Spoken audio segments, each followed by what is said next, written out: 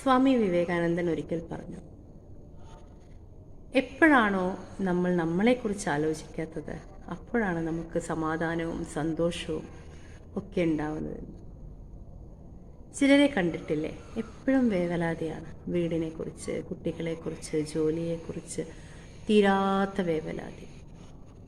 അവർ ചിന്തിക്കുന്നത് ഒരു നിമിഷം അവരുടെ ആബ്സെൻസിൽ ചിലപ്പോൾ വീട് അല്ലെങ്കിൽ ജോലിസ്ഥലം എല്ലാം കീഴ്മേൽ മറിയുമെന്നാണ്. പക്ഷെ നമുക്കറിയാം, ആരും ഇവിടെ സ്ഥിരതാമസത്തിന് വന്നവരല്ല. ഒരാൾ പോയാൽ മറ്റൊരാൾ എന്നൊരവസ്ഥ അത് പ്രകൃതി നിയമമാണ്. നമ്മൾ നമ്മളെക്കുറിച്ച് ചിന്തിക്കുമ്പോഴാണ് നമ്മുടെ വീട്ടിലേക്കും അല്ലെങ്കിൽ നമ്മുടെ ഓഫീസിലേക്കും നമ്മുടെ ചുറ്റുപാടിലേക്കുമായി നമ്മൾ ചുരുങ്ങുന്നത്. ചിലർ പറയുന്നത് കേട്ടിട്ടുണ്ട്, ഒരുപാട് ജോലികളുടെ ലിസ്റ്റ്, ഇതൊക്കെ ചെയ്യാനുണ്ട്, ഇതൊക്കെ ചെയ്തില്ലെങ്കിൽ അങ്ങനെയുള്ള പ്രയാസങ്ങളുണ്ട്. അതുപോലെ ഒരു ദിവസം ഞാൻ അവിടെ എത്തിയില്ലെങ്കിൽ പലതും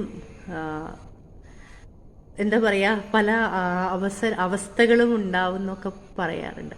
പിന്നെ മക്കളെ കാര്യത്തിലും ഞാൻ ഒരു ദിവസം ഇല്ലാതിരുന്നെങ്കിൽ, ഞാൻ ഒരു ദിവസം ഭക്ഷണം എടുത്തു കൊടുത്തില്ലെങ്കിൽ, അങ്ങനെയുള്ള ഒരുപാട് പരാധീനതകളും പ്രയാസങ്ങളും നമ്മുടെ മനസ്സിലുണ്ടാവുകയാണ്. സത്യത്തിൽ പ്രസൻസിൽ അത് ഉണ്ടാവണമെന്നില്ല, പ്രത്യക്ഷത്തിൽ അത് ഉണ്ടാവണമെന്നില്ല.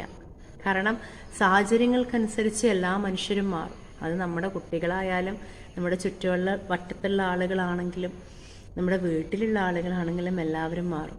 പക്ഷേ ഈ വേവലാതി മുഴുവനും നമ്മുടെ ഉള്ളിലാണ്. കാരണം ഞാൻ എന്ന ആ ഒരു പോയിന്റിലേക്ക് നമ്മൾ ചുരുങ്ങുകയാണ്. അപ്പം സ്വാമി പറഞ്ഞതുപോലെ, ഞാൻ എന്ന് ചിന്തിക്കാതിരിക്കുന്ന ഒരു സമയം ഉണ്ടാവുമ്പോൾ നമുക്ക് സമാധാനം ഉണ്ടാവും, സന്തോഷം ഉണ്ടാവും.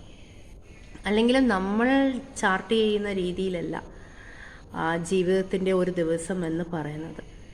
ആ ഒരു ദിവസത്തിൽ ശ്വാസം അങ്ങോട്ട് മേലോട്ടെടുത്തിട്ട് താഴോട്ടെടുക്കാൻ പറ്റുന്നുള്ള കാര്യത്തിൽ ഉറപ്പില്ലാത്ത നമ്മളാണ് ഇത്രയും ബിസി ഷെഡ്യൂള് ചാർട്ട് ചെയ്യുകയും അത് നടന്നില്ലെങ്കിൽ എന്തൊക്കെയോ സംഭവിക്കുമെന്ന് പറയുകയും ചെയ്യുന്നത്. നമ്മൾ നമ്മളിലേക്ക് ചുരുങ്ങുമ്പോൾ ഉറപ്പായും നമ്മളാണിതൊക്കെ ചെയ്യുന്നതെന്ന തോന്നൽ നമ്മൾക്കുണ്ടാവുന്നു.